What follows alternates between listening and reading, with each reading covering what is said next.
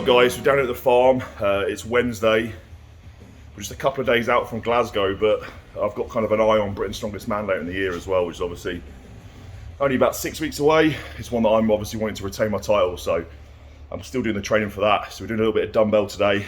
Not 100% sure what dumbbells we got for Brits, so it's a case of training as many different types of dumbbells as possible. It's really easy just to kind of get used to one type. So today we're pulling out the Thomas Inch.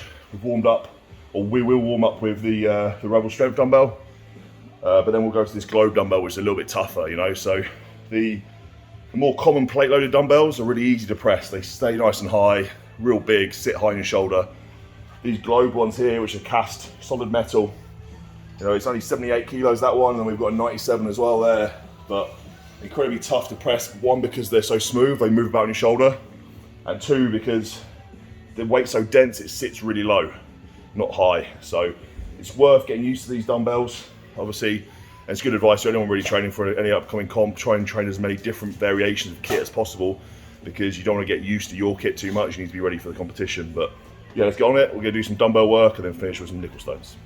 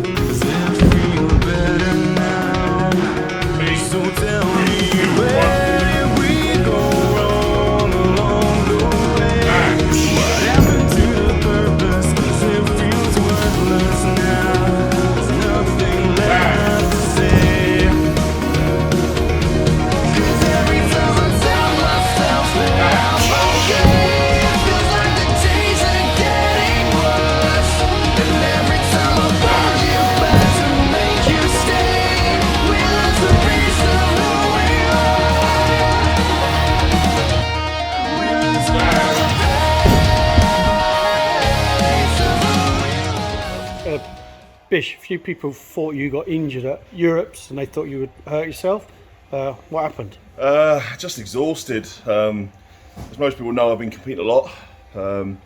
Getting a bit giddy, and you know, when you get invited to these shows, it's tough to turn them down. So I did the Royal Albert Hall, then Manchester we pulled max deadlift, a Shore Classic, which was 2 day travelling, and then 4 days later, after landing, I was trying to compete at Europe's, which was probably a bad idea.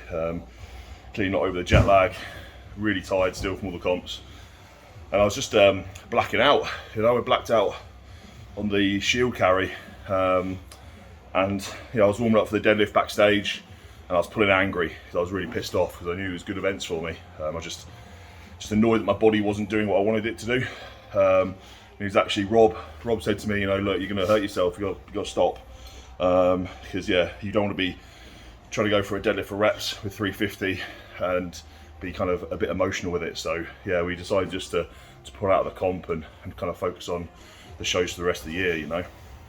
You got like nearly the deadlift record when you were out of Shores. Do you think the altitude played part in that? Jesus, yeah, the altitude, like, it was crazy. It was 8,000 feet we were at when we were competing.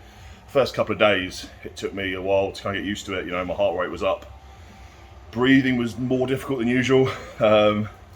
Yeah, it just didn't feel like a properly recovered. We were having to use oxygen between events, which we don't usually have to do. So yeah, the altitude definitely played a part, and the fact that, you know, all the events were heavy. Even the moving event was heavy. I think only 3-4 guys finished the actual moving event in there. You know, there's a yoke over 500 kilos, max Hummer-Thai deadlift, which was over 500 kilos, max log, a 370 car squat for reps. You know, it was a heavy show, a fantastic show.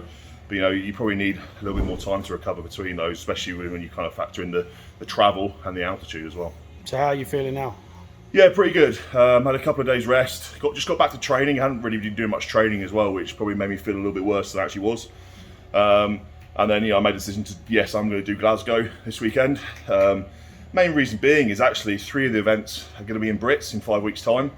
So it's actually worth going up there, you know, and just focus on enjoying the comp. Don't think too much about positionings and stuff, but make sure I get a good run on obviously the deadlift, the car walk and the stones, because, you know, 6 weeks time we've got Brits, which is obviously the one I'm going for, the one I want. So I need to make sure I'm fresh and ready to go for that. Cool.